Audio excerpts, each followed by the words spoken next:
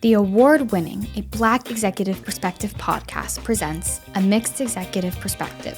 Hosted by Fooden Correy, a biracial executive with a distinct voice on leadership and belonging. A Mixed Executive Perspective. Hi, I'm Fooden Correy, and welcome to A Mixed Executive Perspective.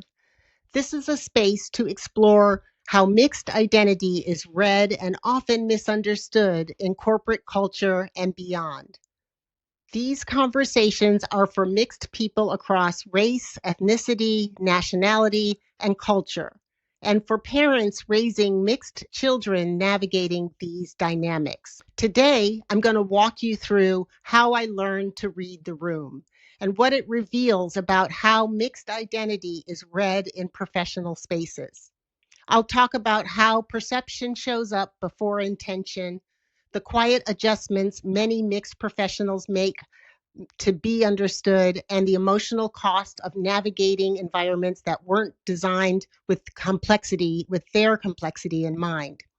If you ever felt like you had to explain yourself, edit yourself, or decide how much of yourself was safe to bring into the room, this conversation is for you. So let's break it down. First, I'm going to talk about something I learned growing up. I grew up in Chicago, on the south side of Chicago, and there were all different types of neighborhoods in Chicago, as there are in most major cities, by different types of people, different ethnic groups, race, all different types of things. And my parents liked to go out and try different kinds of food in different neighborhoods, but they were still a mixed couple, and that wasn't always acceptable. So there was always a moment in the car about who was going to pick up the food. In the white neighborhood, my dad would go out and get the food. In the black neighborhood, my mom would go out and get the food. And maybe I could come with her. Well, one day I asked when my dad was going out to get the food, can I come with you? And I might have been 5 or 6, young enough that I probably had an understanding of this, but not as complete as I did in that moment when the answer was no. There was no discussion. It was just no. And what I learned in that moment is really that there were different spaces for different people. And there were spaces where I couldn't go with my father. And there were spaces where it was better that my mother and I went alone. And that has stayed with me through my career. And as I learned to navigate spaces in that world. So this is how it showed up at work.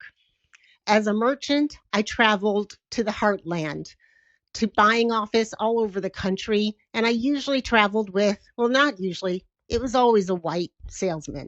It was usually a woman, and it was always somebody white. And so now here I am, like my parents, in a mixed relationship in parts of the country where that may not have always been comfortable. And I would quickly read the room and decide how far I could go to convince this buyer. And I would read those signals of if they were shutting down. And when I stepped back, if I had a really good head of sales, they would pop in and, turn that conversation around, either support what I was saying or say it in a way that actually, quite frankly, it just coming out of their mouth made the difference. So I learned when to lead and when to step back. And that balance was really a replication of what my parents were doing in that car when they picked up the food. I used those skills that I learned as a child. So what's the lesson? The lesson for me isn't that it made me stronger. It was that I wasn't trained for this complexity. I had figured it out from my life, but it wasn't talked about in my world.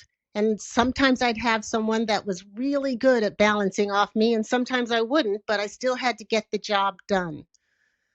Some people learn early that they can walk into any room and assume that they have a neutral stance, especially a white man, sometimes a white woman.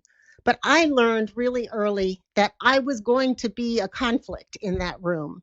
And so I had to be very careful how I managed myself.